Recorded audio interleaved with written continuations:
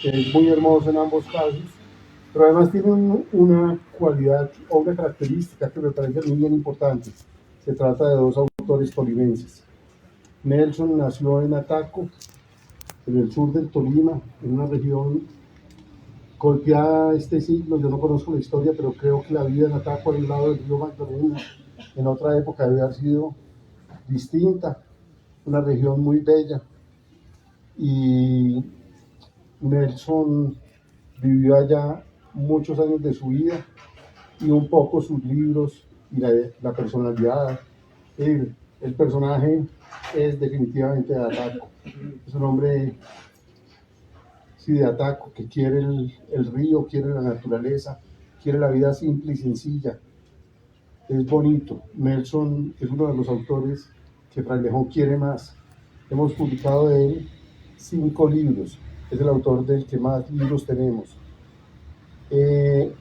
Los libros de Nelson, algunos de ellos, tienen como pretexto la pintura, es decir, giran alrededor o tienen mucho que ver con algunos pintores. Uno de ellos, pues algunos de ellos, voy a mencionar Edvard Munch, el pintor noruego, Goya, eh, bueno, Van Gogh, pero ese no lo publicamos nosotros. ¿Cuál es? Bruegel. Bruegel. Este último libro, Proverbios y Carnavales, que de algún modo, no sé, nos contará qué relación tiene con la pintura de Bruegel el Viejo. Realmente creo, no sé, tengo la impresión de que Nelson cree que Bruegel nació en Ataco y que el espíritu y la fiesta de la vida en Ataco es el mismo que, ¿cierto?, de la, ¿cómo se llama? Pues del mundo medieval español del siglo XV. No sé, es decir, de todas maneras, Nelson es un autor muy querido. Nelson ganó el Premio Nacional de Poesía, ganó el Premio Casa de las Américas de La Habana y ha ganado muchos otros premios. Es realmente un autor muy especial. Ustedes lo dirán, yo no voy a poner a contar porque, entre otras cosas, yo soy muy malo para hablar, me cuesta mucho trabajo. El otro autor es un autor más joven que Nelson y naturalmente mucho más joven que yo. Se llama Daniel, es Daniel, ¿cierto? Daniel Montoya. Daniel ha publicado varios libros con nosotros, uno solo, Los Apuntes de Humboldt. El premio ganó el premio Juan Ramón Jiménez que concede la localidad de Huelva en España. El libro es una forma muy bella de aproximación entre el mundo de la poesía, del espíritu y el mundo de la ciencia. Bueno, yo los dejo y espero que ellos lean y cuenten un poco las experiencias, mejor dicho, que nos cuenten lo que ellos consideren más pertinente de sus libros. Muchísimas gracias de nuevo por estar aquí. Y mejor me callo.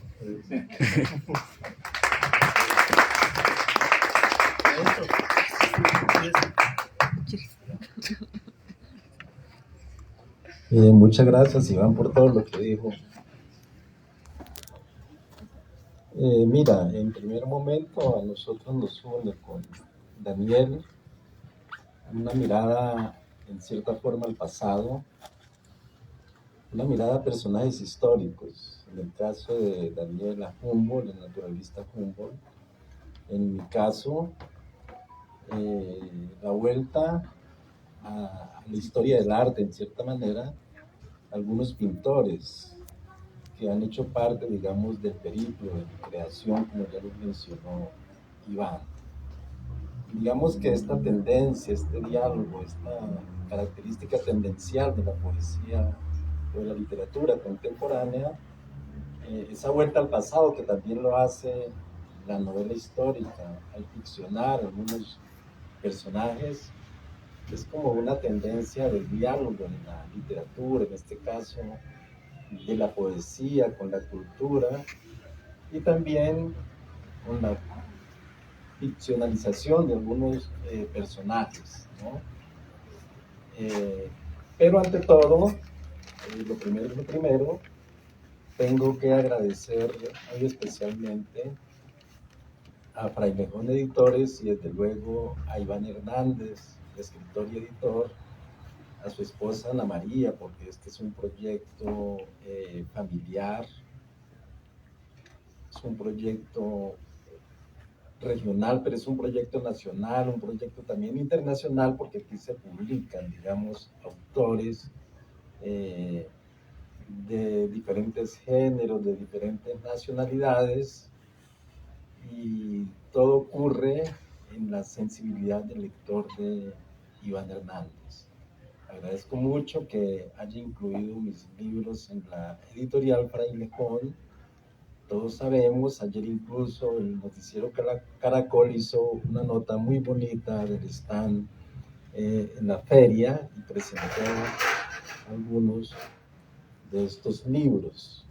Entonces me siento realmente muy agradecido, ¿por qué no? Muy orgulloso de hacer parte de esta colección de Frailejón Editores.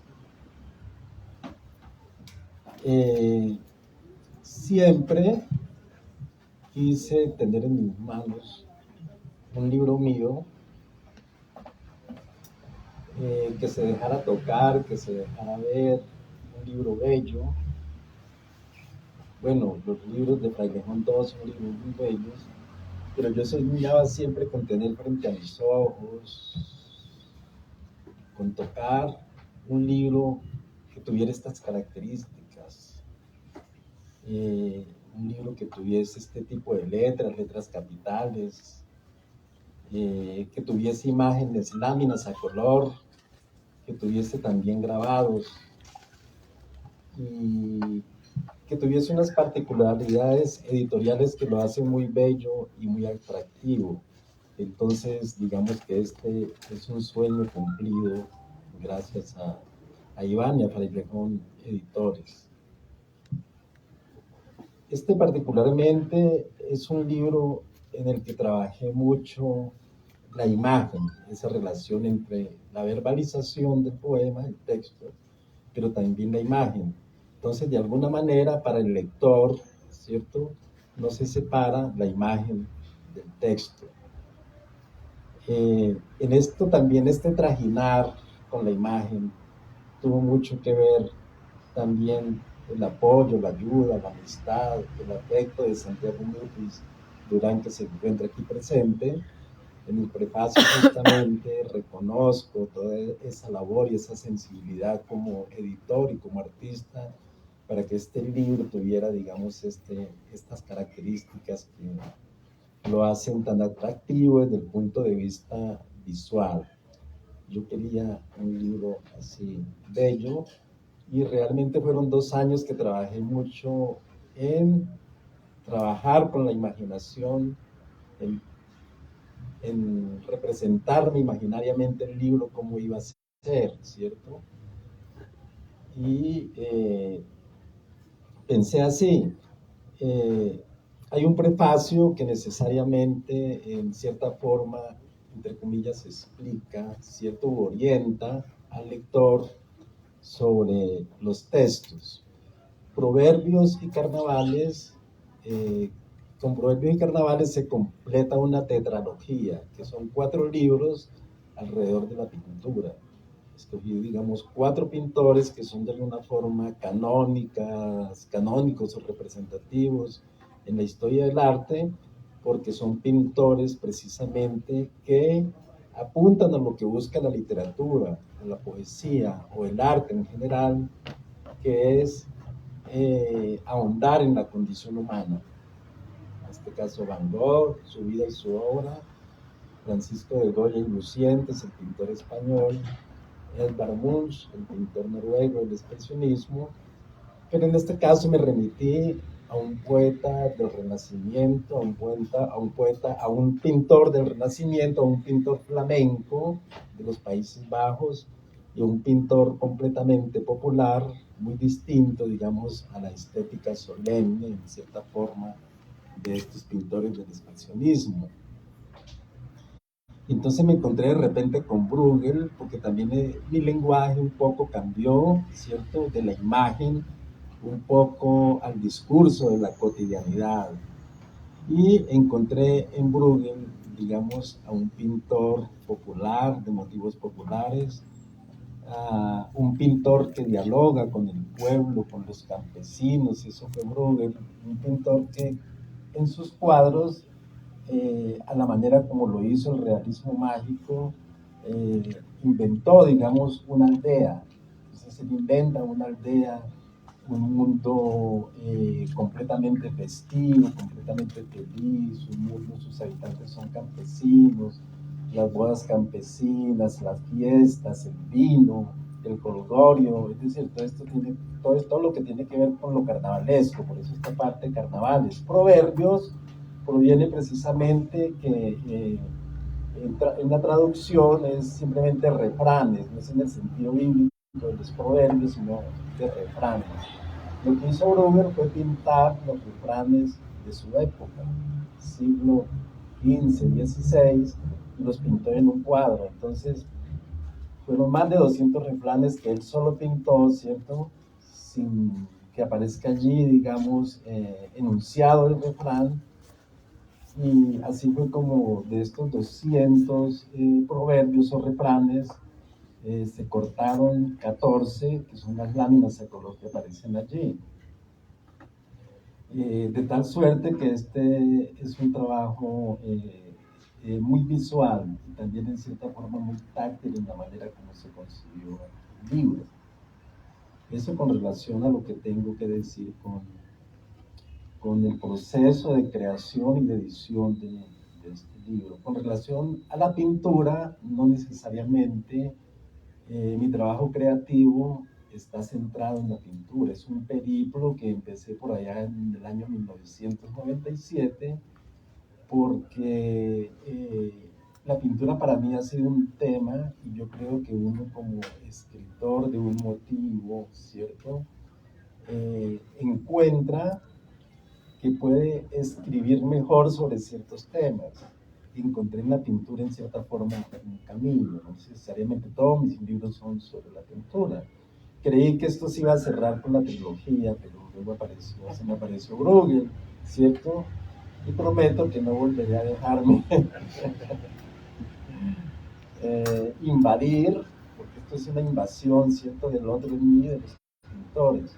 Cuando miro un cuadro que me aterra por su emoción, un cuadro que me parece bello, un cuadro que dice, lo que hago en la poesía no es precisamente retratar o hacer otro retrato verbal de la pintura, sino como levantar esa capa, esa piel de ese cuadro que vemos y un poco sustraer de allí el relato de un mundo que apenas está sugerido en el cuadro.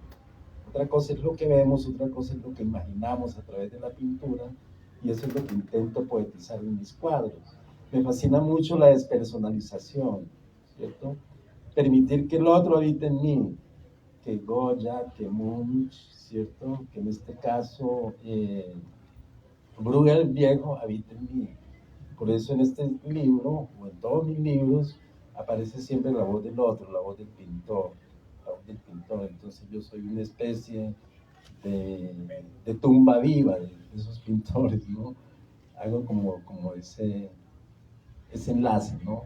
Y simplemente es lo que podría decir en forma consciente del trabajo creativo, ¿no? No sé si tendrás que decir algo acerca de tu trabajo. Bueno. ¿Te puedes hacer un poco más de Acá, tal vez. Bueno, en primer lugar, muy buenas noches. Muchísimas gracias por su asistencia esta noche fría, lluviosa, ¿no? De verdad que lo agradecemos muchísimo, ¿no? Que en medio de un ambiente así, un grupo de personas se acerquen a oír poesía es algo muy bello y lo agradecemos de todo corazón. En mi caso, con Humboldt, para contextualizar un poco, yo llegué a Humboldt porque leía muchas cosas y muchos de esos caminos siempre derivaban en Humboldt, ¿no? Entonces, yo estaba leyendo sobre biología, sobre la naturaleza, y ahí hablaban de Humboldt. Si iba a leer sobre exploradores, ahí aparecía Humboldt. Si iba a leer sobre gente que había luchado por los derechos humanos, aunque todavía no se les llamaban derechos humanos, pero sí por la vida, por la humanidad, ahí aparecía Humboldt en primera fila. Una vez estaba leyendo sobre Simón Bolívar y aparecía Humboldt, y en el texto decía que Humboldt había apoyado a Simón Bolívar, que se habían encontrado en Europa, habían charlado, le había dado todo su ánimo, le había enviado cartas incluso a varios presidentes apoyando a Simón Bolívar e invitando a muchos presidentes, incluso al presidente Jefferson, el primer presidente de Estados Unidos, invitándolo a apoyar a Bolívar en su campaña libertadora, cosa que Jefferson nunca hizo porque temía muchísimo que toda Sudamérica se uniera, no quería eso, ¿no? Entonces jamás apoyó a Bolívar. En fin, fueron muchos caminos en los cuales siempre aparecía Humboldt, hasta que dije, pues yo tengo que leer un poco más de este personaje, y comencé a buscar, a buscar sus obras, que casi no se encuentran acá en Colombia. No encontré nada. Un libro tuve que traer de España, la obra Cosmos, que es una obra, dicen que es su máxima obra, una obra bellísima, pero luego tuve la fortuna que en el camino una autora que se llama Andrea Wolf publicó un libro que se llama La invención de la naturaleza, y por acá lo vi ahorita recorriendo la librería, lo vi, y es un libro bellísimo porque habla de cómo fue la vida de Humboldt, su biografía desde la niñez, ¿no? Entonces eso me ayudó a darle un contexto mucho más preciso a la persona, ¿sí? Entonces, a partir de eso comencé a escribir ciertas cosas sobre la naturaleza, pensando en una idea muy narrativa, y es, un narrador siempre se pregunta qué está pensando esa otra persona, ¿no? ¿Qué pasa por la cabeza de esa víctima, de ese asesino o de ese ser despojado, ¿no? Esa es una pregunta muy narrativa. Y yo me la hice y me dije, ¿qué pasaba por la cabeza de Humboldt cuando él estaba en sus viajes, cuando él se quedaba mirando el cielo, las flores? Dije, ¿qué podía pensar, no? ¿Qué podía sentir tal vez, no? Entonces, a partir de ahí comencé un proceso de escritura, que al principio pensé que quizá, pues, pensé que no iba a ser posible, ¿no? Porque Humboldt es una persona muy grande, incluso el rey,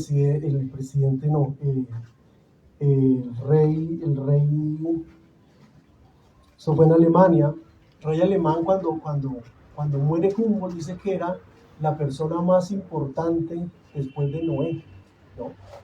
Por toda su sapiencia, por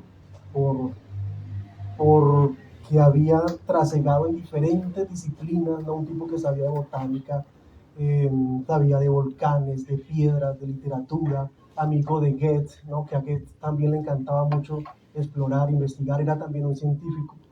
Entonces era un personaje muy grande, y poco a poco, cuando iba terminando aquellos poemas que eran sobre la naturaleza, me di cuenta que quizá no era suficiente hablar de la naturaleza, que él se había preocupado muchísimo por la vida, ¿no? Por defender la vida, por luchar contra la esclavitud. Entonces le fui dando una segunda parte al libro, que se titula El mono desnudo. El mono desnudo es el título de un autor que se llama Desmond Morris. El libro se llama El mono desnudo. Allí Desmond Morris lo que hace es hablar, él es zoólogo, entonces habla del hombre como si fuese, como es, mejor dicho, como es decir, como una especie cualquiera que se puede describir, ¿no? Que se puede investigar como si fuese igual a otra especie. Entonces, basándome en ese ejercicio de Desmond Morris, comencé a escribir algunas cosas sobre la violencia, sobre la esclavitud, ¿no? Y eso fue dándole otra parte al libro. Y además, Humboldt fue una persona que escribió muchísimas cartas, muchas, miles de cartas. Entonces se me ocurrió que quizá también era bueno pensar en algunas de esas cartas que él había escrito, ¿sí? Leer un poco sobre, bueno, a quién había escrito cartas, más o menos de qué trataban, y a partir de eso le fui dando otra parte al libro, ¿no?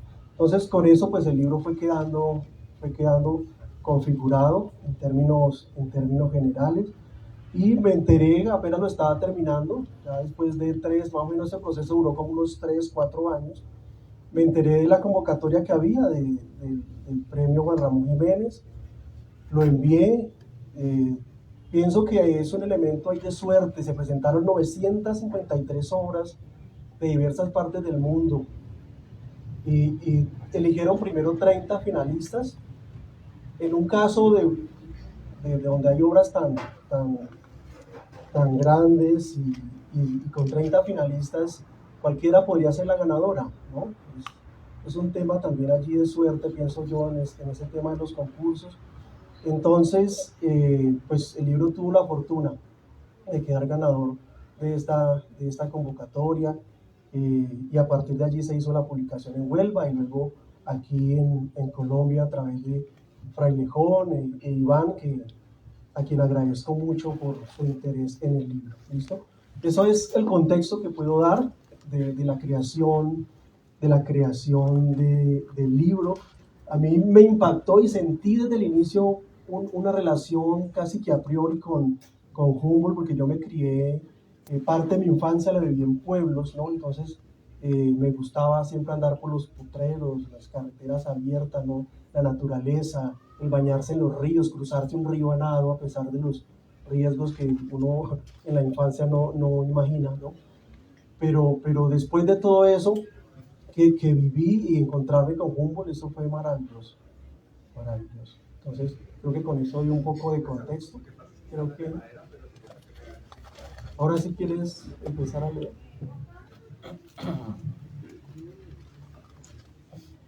Bueno, le propongo a Daniel, se me ocurrió ahora, hacer como una lectura en 2 momentos, es decir, voy a leer unos primeros textos de la primera parte, proverbios, refranes mejor, pueden decir refranes, y luego tú lees unos textos y luego yo vuelvo a retomar ya finalizando con la siguiente parte de carnavales, ¿cierto?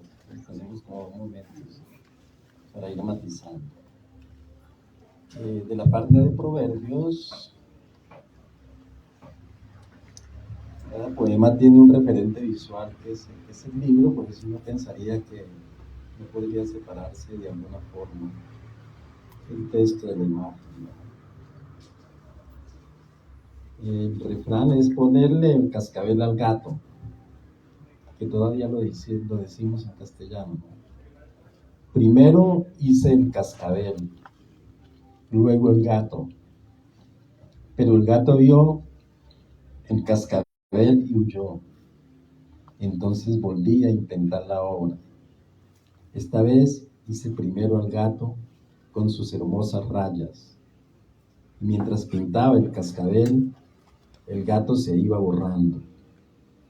Entendí lo difícil que es ponerle el cascabel al gato. Intenté un loco final para mi cuadro. Pinté al gato dormido. Pinté un cascabel sin sonido para que no lo despertara. Pero el maldito soñó que yo le dibujaba el cascabel. Nunca pude terminar la obra, mi verdadera obra.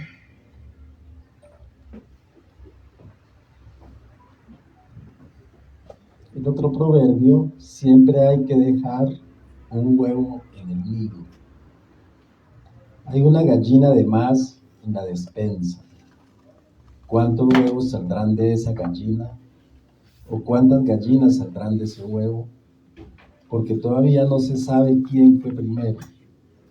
Cuando hice el boceto del huevo, la gallina me espiaba desde el corral. Era una musa blanca en su Olimpo, Quería que le escribiera una hora y sacudió sus alas soltándome una pluma.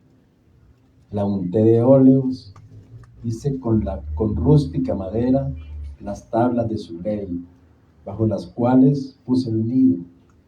Luego puse el huevo, sufrí. Lo más doloroso fue poner el huevo. Nadie sabe de ese dolor de expulsar un huevo de adentro. Una vez lo dejé en el nido, duro como una piedra, esperé a que rompiera.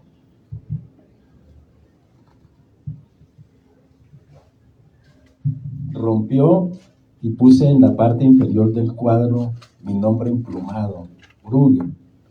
Ahora hay más de una gallina en mi despensa. En el mercado de Flandes son un bocado del cielo.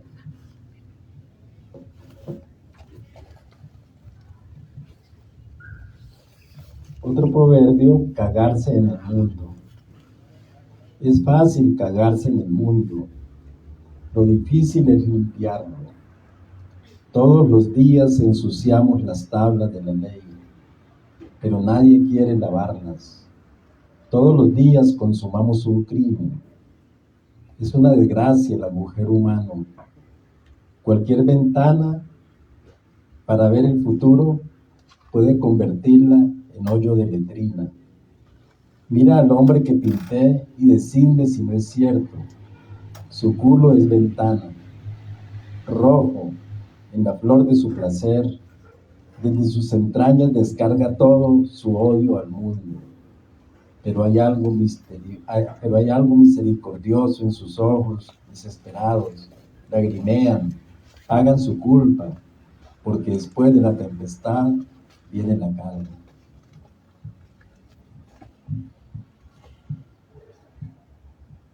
Caer del buey sobre el burro, que traducido aquí es caer de las brasas a las llamas o algo así. En la tela escucho al asno decirme que no soy un hombre, que soy un bulto de trigo. Y yo le digo que no soy un bulto de trigo, que soy un hombre caído en desgracia. Le cuento que venía sobre un buey atado a su yugo, y cuando creí liberarme de él, caí sobre su plateado lomo de asno. Pues alégrate por ser ahora un bulto de trigo sobre mi lomo. Veo que alumbras, los hombres no alumbran, me dice el asno, y continúa su arenga. Con un bulto de trigo pueden comer 100 hombres. Un bulto de trigo es más valioso que si fueran 10 hombres. Y siempre ha sido así desde el principio. Y concluye su arenga. En mi escuela no es lo mismo ser trigo que hombre. Si eres hombre en buey, ahora eres trigo en asno. El borrico calla, y mientras me veo caer sobre su lomo, escucho aletear el ángelus de su corazón.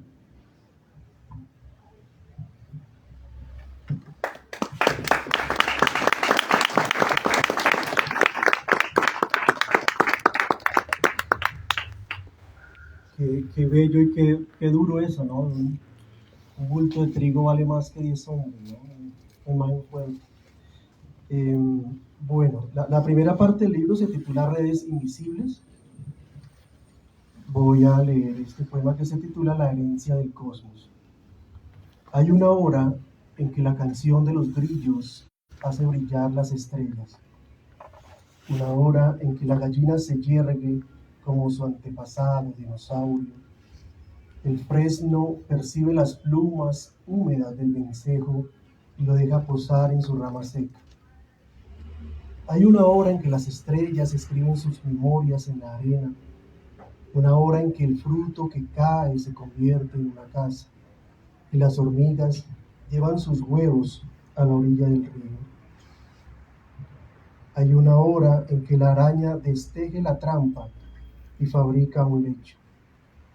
Los pájaros sienten los lentos ríos de fuego que corren debajo de la tierra y el cielo entra en el cascarón que dejó la chicharra.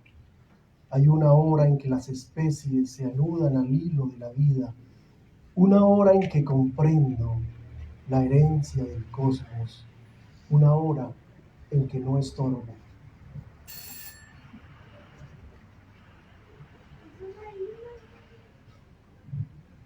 Este se titula Tratado de Zoología.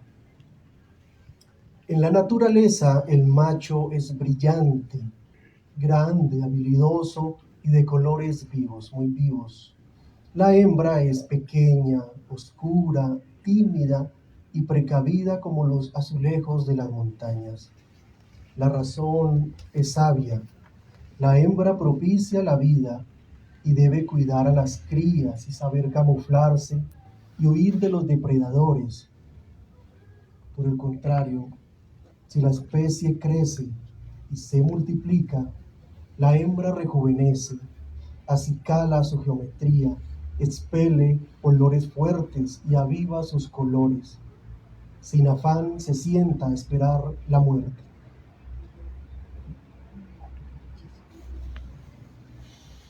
Este otro se titula Música para esperar. A veces escucho un latido en la noche, tal vez una anguila esperando en el fondo del río, tal vez un mono lamiendo sus heridas después de la disputa, tal vez una estrella que se extingue en el Orinoco, o tal vez un renacuajo que ve por primera vez la luz de la luna, o tal vez el ronquido de los delfines en las profundidades del río. Yo respiro más despacio, armonizo mi corazón con su sonido y lo sigo en la larga noche. A veces un grillo nos acompaña. Detrás de la luz.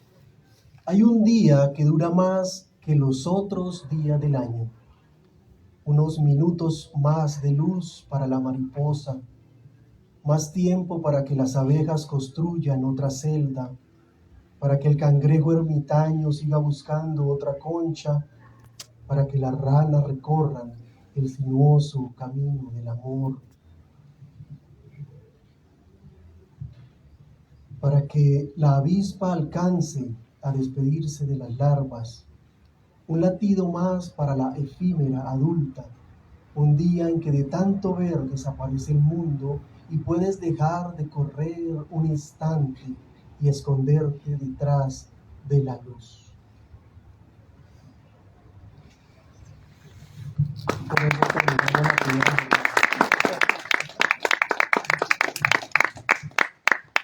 La segunda y última jornada.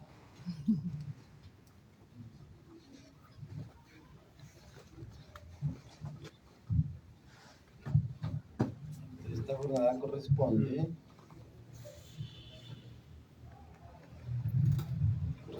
a la segunda parte del libro titulada Carnavales. Justamente la intencionalidad que tuve a partir de mirar los cuadros de Bruegel fue reconstruir el mundo de esa aldea. Y creo que es el mundo del presente, como decía Iván, el mundo de Ataco, en cierta forma.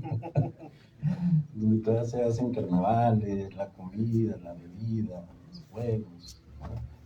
Entonces me pareció bonito reconstruir esta narración poética en donde Bruegel es el protagonista, y no sé cómo me surgió la idea, tal vez inconsciente, de invertir un poco el evangelio, porque aquí aparece Bruegel como el Cristo, como el otro Cristo del arte, sufrido y de quien esperamos su venida, ¿no?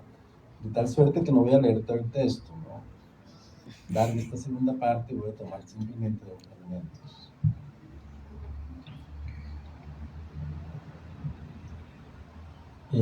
Esta segunda parte pues viene acompañada de detalles de los grabados de Bruegel, gracias a Santiago que me prestó una edición de los grabados, que es una obra poco conocida de Bruegel, que se conocen más sus óleos sobre tablas y telas, y de allí fue que también de manera amistosa, ¿cierto?, escogimos cuáles de esos detalles iban para el libro.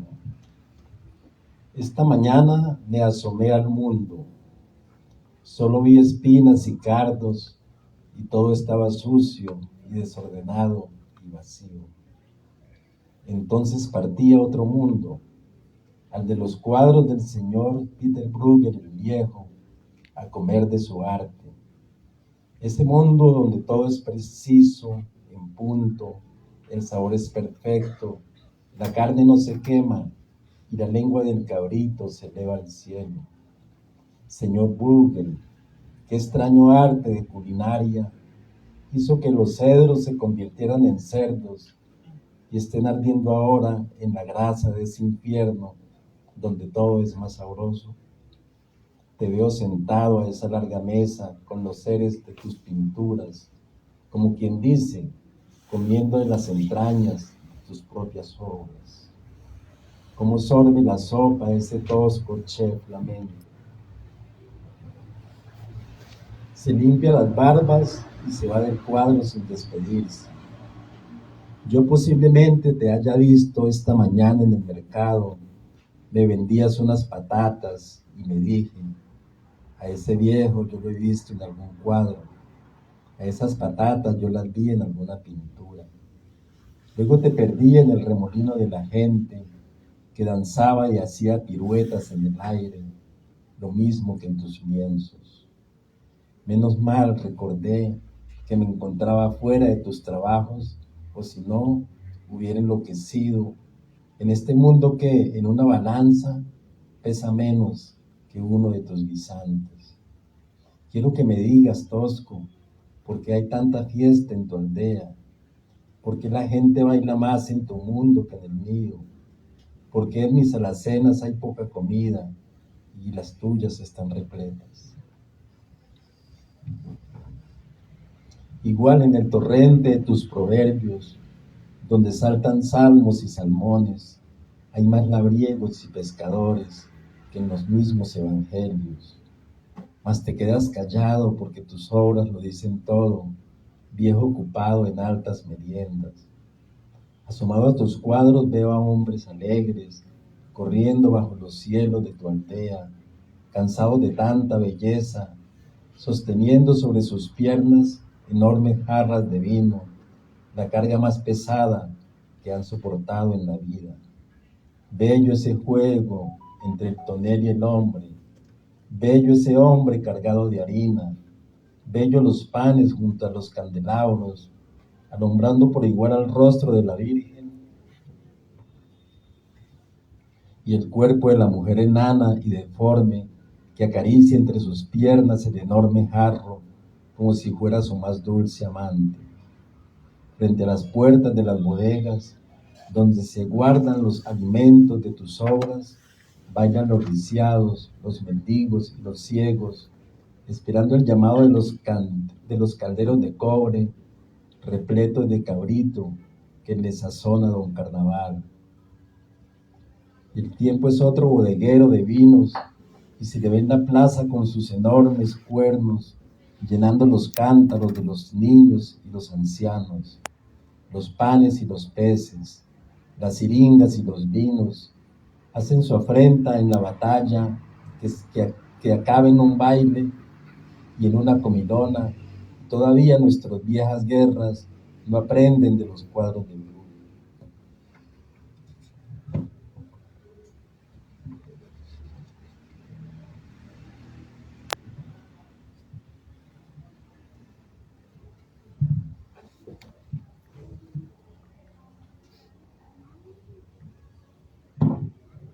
Bueno, pasamos a otro fragmento. Mientras te pintabas, los domingos que voy al mercado por pepinos, cebollas o tomates, me da gusto ver la intensidad de los colores revueltos en la madrugada amarilla de las peras. Por las altas ventanas de la galería se asoman vendedoras con delantales tan blancos que dejan ciegas a las naranjas. La gritería de salmones y bocachicos hacen de tu arte la encarnación de la vida, esa vida un palpitante sobre el mesón, donde un lenguado abrazado a otro lenguado recuerdan sus cópulas. Visitar el mercado los domingos es entrar a tus museos, vivir en tus ambientes, comer un poco de lengua con refranes, acomodar el plato entre mis piernas, comer la lengua de tus corderos, finas hierbas aromáticas pintadas sobre tus refranes. Mirando tus cuadros entiendo que no es la fe la que mueve montañas, sino la burla. Si Dios se burlara no solo de su propia obra, sino también de las imbéciles obras humanas, nuestra fe crecería pareja a tus campos de trigo. Sería más grande la hora de levantarnos y gritar a tu puerta: oh Bruegel, viejo Dios, tosco Padre, gracias por esa carcajada de luz, por esa ristra de ternera en forma de cruz puesta en mi plato. Sean para ti todas mis gracias, divino gracioso. Mas no es así como celebramos tu nombre, sino torciendo nuestra pata de cordero en la tierra.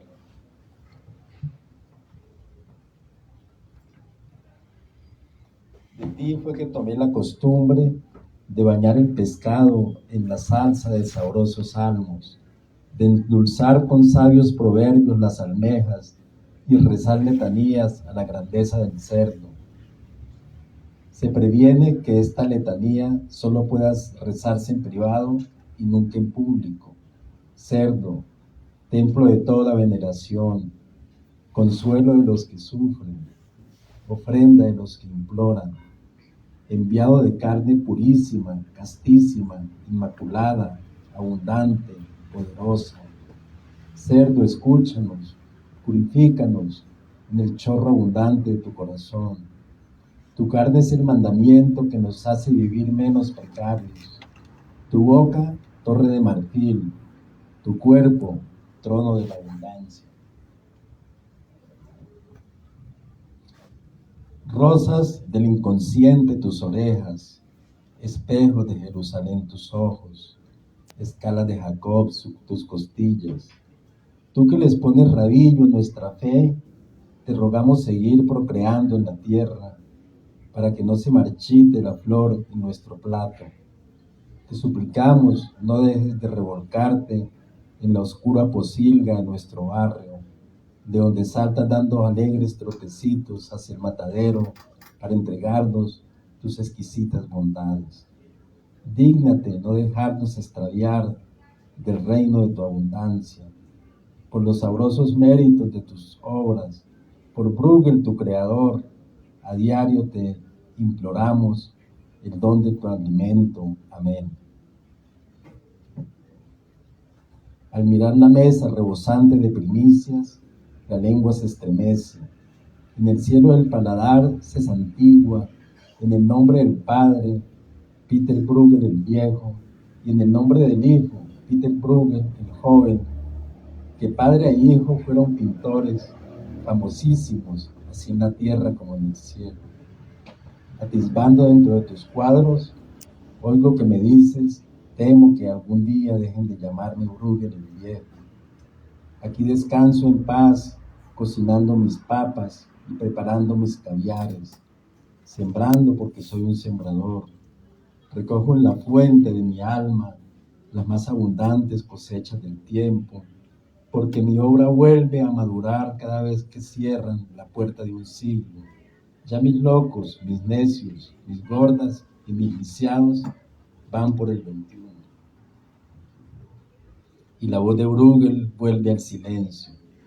Yo sigo mirando en los milagros de sus pinturas la pesca abundante, mientras el hombre que vierte el vino en los jarrones me mira diciéndome: tú no haces parte de esta obra, tú no estás en este convite, ve y habla con tus poderosos, que el Dios que nos creó no fue un miserable. También me dice uno de los sirvientes que carga los platos: ¿no es acaso tu mundo el de los peores servicios, donde la fama crece según lo que se dice, que con frecuencia un hombre es servido en el plato de otro hombre? Pídele a Bruegel, nuestro creador, que te deje llevar uno de estos platos para que no siga siendo miserable tu cena.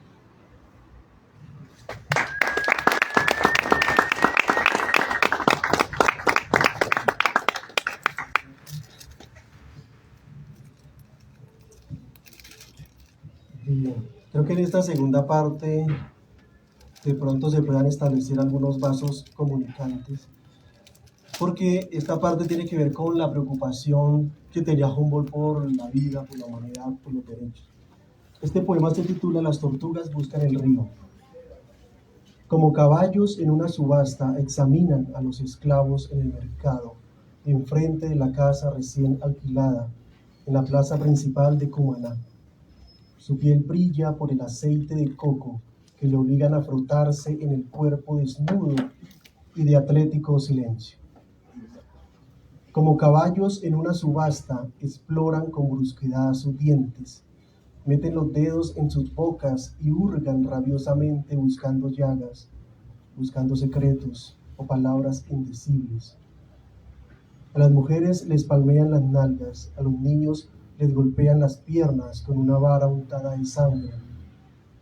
Ellos, quietos, dejan hacer. Cuando el cielo se oscureció, ellos continuaron de pie, ahí, en silencio.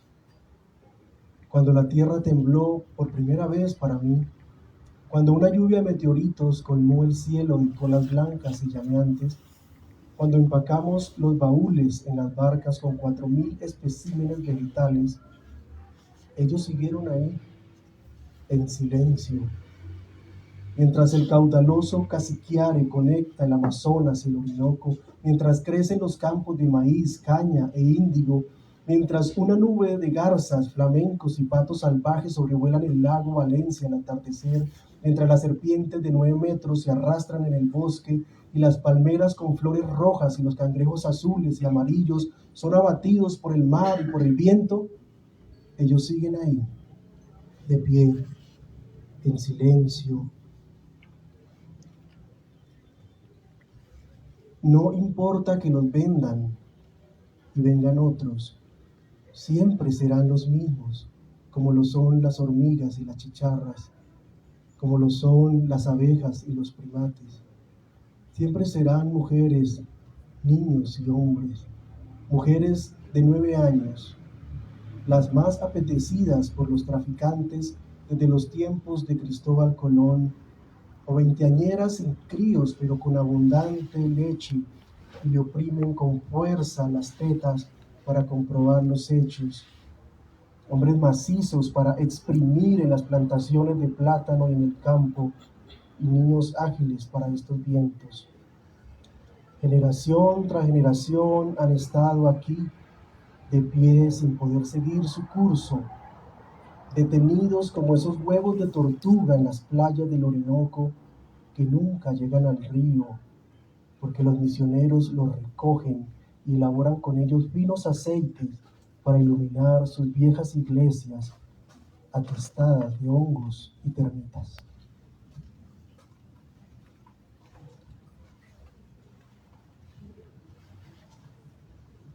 La planchadora. Planchando, entretiene sus pensamientos, se deja llevar por el calor y la suavidad de las prendas de almidón. Así el mayordomo del virrey la cree ocupada y nada le dice, plancha por horas. El dolor en la cintura, en el cuello, no se comparan con el primer dolor que empezó a los 7 años. Pero no la dejaron planchar de inmediato los pliegues de los virreyes, la nombraron ayudante de las planchadoras. Debía preparar el carbón, echar las brasas a las planchas de hierro y palpar las bases para saber si estaban listas. Todos los días pasaba la yema de los dedos por los metales, todos los días hasta que se le achicharraron los dedos. Y las uñas. No aprendió a tocar la flauta ni chasquear los dedos. Se quedó el resto de la vida acariciando, saludando y rascándose la nariz con la palma de la mano.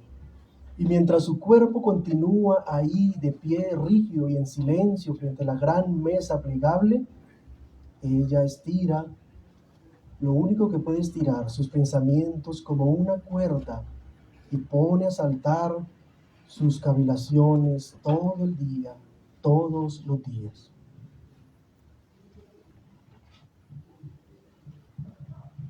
Mandato del virrey. Díganle que sus hijos se ubicaron lejos de aquí, muy lejos. Díganle que le facilitamos raciones de funche y jugo de caña. Díganle que aprenden a plantar banano y algodón, a diferenciar el oro de la piedra, a cortar caña, a hacer pan. Díganle que ganan un sueldo y hablan fluidamente ya el castellano. Díganle por voces, por cartas, como sea, que le damos agua limpia y un religioso día de descanso en que organizan cofradías y participan en candombes y bailes para los carnavales. Díganle que les enseñamos el significado del ahorro, que no crean esos cuentos de que aquí los obligamos a comerse su propio excremento, o que los torturamos con agujas, o que sus espaldas brillantes están tatuadas de látigos. No, díganle que fabricamos regias naves para ir a Inglaterra, para ir a España, Alemania, y que los llevaremos con nosotros para conocer la cuna del mundo civilizado. Díganles, por favor, que sus hijos están a salvo, que sigan trabajando.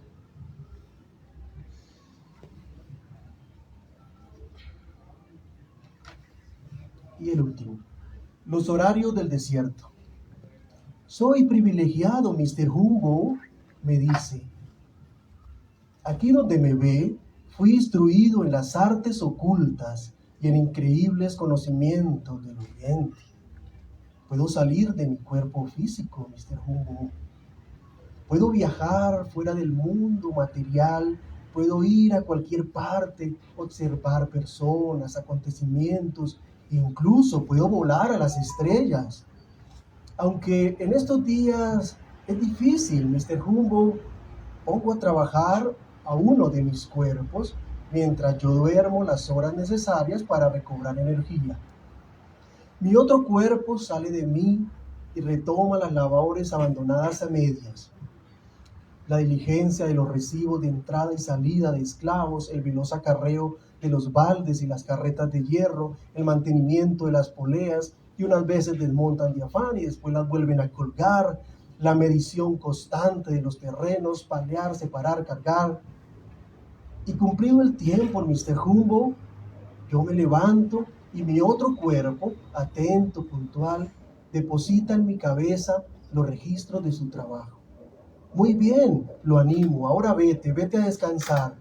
Él se marcha rápido y yo continúo las labores abandonadas. El virrey nos mira con atención, nos dice, Mr. Humboldt, que la labor es dura pero noble. Y así, todos los días, continuamos nuestro propósito de grano en grano acarrear el desierto.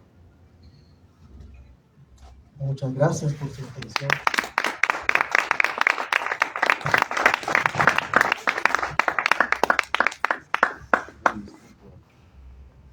Y para cerrar,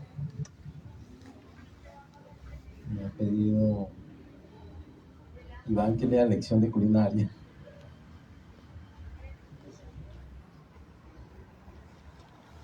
Este ha sido el infierno para una mujer. Pelar una cebolla. Las hojas en las manos se multiplican delgadísimas. Hijos, en el corazón de la cebolla está Dios, decía mi madre para darse consuelo y consolarnos. Ella no hacía uso del cuchillo, pues temía herirle el corazón a Dios. Por tanto, el hambre en la casa era la eternidad. Mi madre no veía la hora en que un ángel aleteara entre sus manos. Por el momento de esa carne comeríamos. Tiempos en que los ángeles, nuestros guardianes, se transformaban bondadosamente en aves de corral. Pero los tiempos cambian y eso ya no ocurre. Así que un día las cosas empeoraron. Nos volvimos transparentes como las mismas hojas de la cebolla. Fue hermoso porque a través de mi hermano veía a mi madre en el punto más lejano del universo, pelando sin descanso esa maldita cebolla. hasta que llegó al punto oculto del centro donde están las regiones superiores. Pero por desgracia, Dios había salido un rato del centro de la cebolla. Pobre sirvienta de Dios, mi madre, en los misterios de la cocina. Lo cierto es que nunca pudimos comer en el reino. Yo no sabía que mi madre, de tanto pelar cebollas, se había convertido en una envoltura de cielos transparentes, algo así como un cielo dentro de otro cielo y este dentro de otro. Recuerdo que no comimos, pero tampoco vimos a Dios. Ahora entiendo que la demasiada religión es la peor de las culinarias. Por fin quiero vengarme de todo esto, derribando el arabot, árbol del cielo. Es un poema que está en el libro Música Lenta, publicado por Rayejón Editores. Muchas gracias.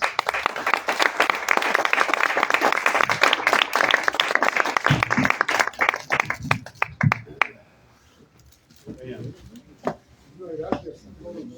Gracias a Cristiano y muchas gracias a los poetas. Los libros están disponibles.